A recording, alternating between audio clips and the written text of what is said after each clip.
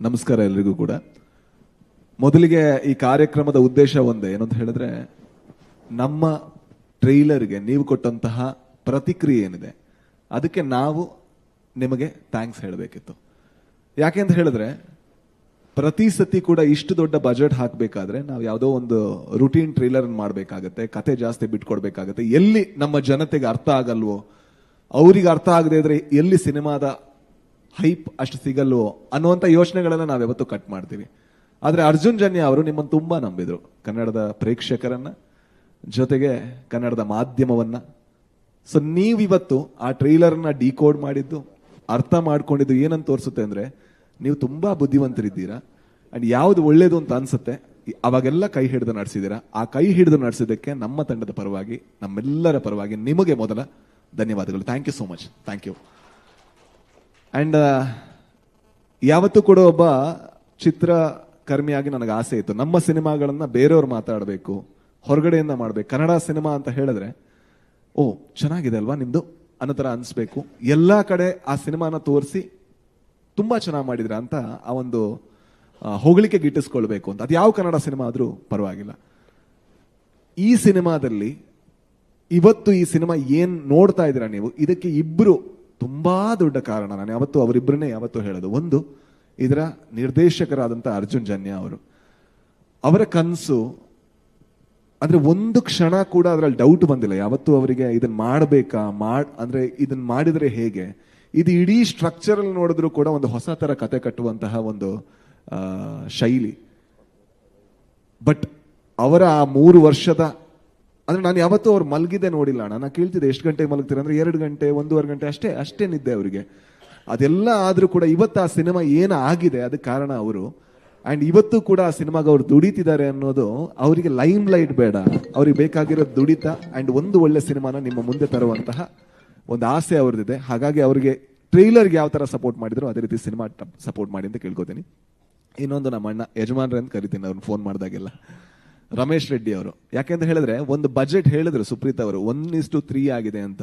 ಅದಾದ ತಕ್ಷಣ ನಾವೆಲ್ಲರೂ ಕೂಡ ಅವರ ಒಳ್ಳೇದಕ್ಕೆ ಏನೋ ಒಂದು ಸಜೆಷನ್ ಕೊಡ್ತೀವಿ. ಬೇಕಾ ಹಣ ನೋಡ್ಕೊಳ್ಳಿ, ಅಷ್ಟು ಬಜೆಟ್ ಆಗ್ತಿದೆ ನೋಡ್ಕೊಳ್ಳಿ, ಮಾರ್ಕೆಟಿಂಗ್ ಇದೆ, ತಪ್ಪಲ್ಲ, ನಾವೆಲ್ಲ ಹೇಳ್ತಾ ಇರ್ತೀವಿ.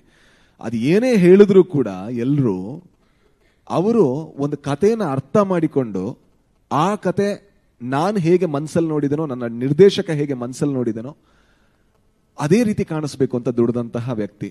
ಅಣ್ಣ ನಾನು ಮೊನ್ನೆ ಕೂಡ ಹೇಳಿದೆ, ನೀವು ಹೂಡಿಕೆದಾರ ಅಲ್ಲ, ಇನ್ವೆಸ್ಟರ್ ಅಲ್ಲ, ನೀವು ನಿರ್ಮಾತ. ಸೊ ಆ ನಿರ್ಮಾಪಕ ಅನ್ನೋ ಹೆಸರಿಗೆ ನೀವು ಶೋಭೆ. ಥ್ಯಾಂಕ್ ಯು ಇಷ್ಟು ದುಡಿದಿದ್ದಕ್ಕೆ, ಈ ಸಿನಿಮಾನ ಇಷ್ಟು ಚೆನ್ನಾಗಿ ತೋರಿಸಿದ್ದಕ್ಕೆ ಥ್ಯಾಂಕ್ಸ್ ಅಣ್ಣ. ಥ್ಯಾಂಕ್ಸ್ ಅಣ್ಣ. ದಯವಿಟ್ಟು ನಿಂತ್ಕೊಬಿಡಿ ಅಣ್ಣ. ಅಂಡ್ ಅದರ ಜೊತೆಗೆ ಶಿವಣ್ಣ ಅವರಿಗೆ ಥ್ಯಾಂಕ್ಸ್ ಹೇಳಬೇಕಾದ್ರೆ ಗೀತಾ ಮ್ಯಾಮ್ಗೆ ಅದೇ ಸ್ವರದಲ್ಲಿ ನಾನು ಹೇಳಬೇಕು. ಯಾಕೆ ಅಂದ್ರೆ ಪ್ರತಿ ಸತಿ ಕೂಡ ನಮಗವ್ರು ಶಿವಣ್ಣ, ಆದ್ರೆ ಅವರಿಗೆ ಗೀತಕ್ಕನಿಗೆ ಹಾಗಲ್ಲ, ಅವರಿಗೆ ಅವ್ರ ಪತಿ. ಆದ್ರೆ ಅವರ ಆರೋಗ್ಯ ಏರ್ಪೇರಾದ್ರೂ ಕೂಡ ಅವ್ರು ಹೇಳ್ಬೋದಾ ಏನೋ ನಾನು ಮಾಡ್ತೀನಿ, ಯಾಕಂದ್ರೆ ಅವ್ರು ಬಂದದ್ದು ಸಿನಿಮಾ ಒಂದು ಟ್ರೆಡಿಷನ್ ಇಂದ, ಅವರ ತಂದೆ ಹೇಳ್ಕೊಟ್ಟಂತ ಪಾಠ. ಬಟ್ ಏನೇ ಆದ್ರೂ ಕೂಡ ಆ ಟೈಮಲ್ಲಿ ಬೇಕಾಗಿರೋದು ರೆಸ್ಟ್ ಅಂತ ಹೇಳ್ಬೋದಿತ್ತು, ಅವರ ಮಗಳು ಕೂಡ. ಬಟ್ ಅವರೆಲ್ಲರೂ ಕೂಡ ಯಾವ ರೀತಿ ನಿಂತರು, ಅದಕ್ಕೆ ಇವತ್ತು ಎಷ್ಟೇ ಜನ ಹೇಳಿದ್ರು, ಅಣ್ಣ ನೀವು ಹೇಳಿದ್ರಲ್ಲ ನಾನು ಶಿವಣ್ಣ ಬಗ್ಗೆನೇ ಮಾತಾಡ್ಬೇಕು. ನೀವಲ್ಲ ಅಣ್ಣ, ಕರ್ನಾಟಕ ಮಾತಾಡ್ಬೇಕಾಗಿರೋದೇ ಈ ಸಿನಿಮಾ ನೋಡಿ ಶಿವಣ್ಣ ಬಗ್ಗೆ ಮಾತ್ರ. ಅಂಡ್ ಹಾಗೆ ಮಾತಾಡಿದ್ರೇನೆ ಅದು ಚಂದ. ಯಾಕಂದ್ರೆ ಈ ಸಿನಿಮಾಗೆ ನಾವೆಲ್ಲ ಆಕ್ಟ್ ಮಾಡಿದ್ರೆ ಅವ್ರು ಆಕ್ಟ್ ಮಾತ್ರ ಅಲ್ಲ, ಅವ್ರ ಹತ್ರ ಒಂದು ಚಾಯ್ಸ್ ಇತ್ತು, ನನ್ನ ಆರೋಗ್ಯನ ಅಥವಾ ಈ ಸಿನಿಮಾನ ಅಂತ. ಅವ್ರು ಏನ್ ಚೂಸ್ ಮಾಡಿದ್ರು, ನನ್ನ ಆರೋಗ್ಯಕ್ಕಿಂತ ಇಷ್ಟು ಜನ ಕಷ್ಟಪಟ್ಟಂತ ಒಂದು ಕನಸು ಅದು ಮುಂದೆ ಹೋಗ್ಬೇಕು ಅಂತ. ಶಿವಣ್ಣ ಅದಕ್ಕೆ ನಮ್ಮ ಇಡೀ ಕರ್ನಾಟಕದ ಪರವಾಗಿ so thank you so much. Thank you. ನಿಮ್ಮ ಇಡೀ ಫ್ಯಾಮಿಲಿ ಕೂಡ thank you so much. And real star Upendra ಅವರು, ಅದು ಯಾಕೆ ಹೆಸರು ಬಂದಿದೆ ಅಂತ ಅವ್ರ ಜೊತೆ ನೀವೊಂದು ಅರ್ಧ ಗಂಟೆ ಮಾತಾಡಿದ್ರೆ ಗೊತ್ತಾಗುತ್ತೆ.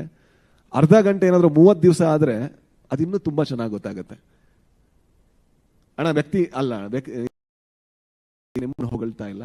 ಯಾಕಂದ್ರೆ ನೀವೊಬ್ಬ ಸಿನಿಮಾ ಒಬ್ಬ ನಿರ್ದೇಶಕನಾಗಿ ನಮಗೆಲ್ಲ ಸ್ಫೂರ್ತಿ ಆದ್ರೆ, ಮನುಷ್ಯನಾದಾಗ ಅಷ್ಟು ಹತ್ರ ಆದಾಗ ನೀವು ಇನ್ನೂ ದೊಡ್ಡ ಸ್ಫೂರ್ತಿಯಾಗಿ ಬದಲಾಗ್ತೀರಾ, ದೊಡ್ಡ ಪ್ರೇರಣೆಯಾಗಿ ಬದಲಾಗ್ತೀರಾ.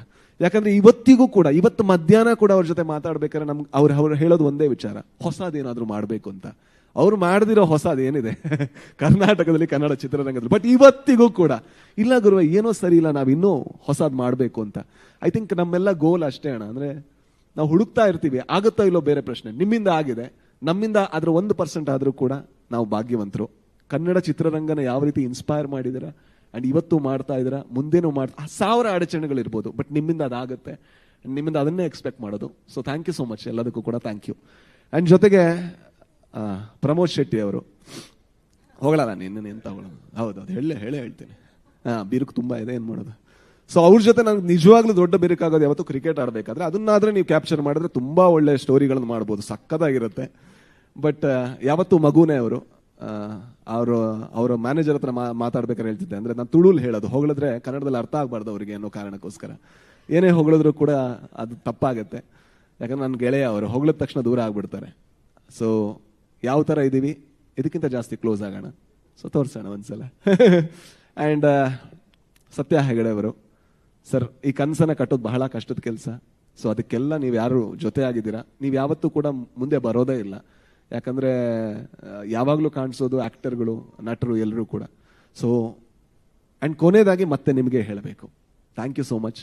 ಈ ಸಿನಿಮಾನ ಯಾವ ರೀತಿ ಅಂದ್ರೆ, ಟ್ರೈಲರ್ ರಿಲೀಸ್ ಆಗೋದಕ್ಕಿಂತ ಮುಂಚೆ ಇದೊಂದು ಕನ್ನಡದ ಒಳ್ಳೆ ಸಿನಿಮಾ ಆಗಿತ್ತು. ಇವತ್ತು ಕನ್ನಡದ ಮೋಸ್ಟ್ ಎಕ್ಸ್ಪೆಕ್ಟೆಡ್ ಸಿನಿಮಾ ಆಗಿದೆ. ಅದು ನಾವು ಮಾಡಿದ್ದಲ್ಲ, ನಾವು ಸಿನಿಮಾ ಮಾತ್ರ ಮಾಡಿದ್ದು, ಅದನ್ನ ನೀವು ಮಾಡಿದ್ದು. ಹಾಗಾಗಿ ದಯವಿಟ್ಟು ಇದನ್ನು ಕಂಟಿನ್ಯೂ ಮಾಡಿ, ಯಾಕಂದ್ರೆ ಇದೊಂದು ಒಳ್ಳೆ ಪ್ರಯತ್ನ. ಅಂಡ್ ಆ ಒಳ್ಳೆ ಪ್ರಯತ್ನದಲ್ಲಿ ಹೊಸತನ ಇದೆ.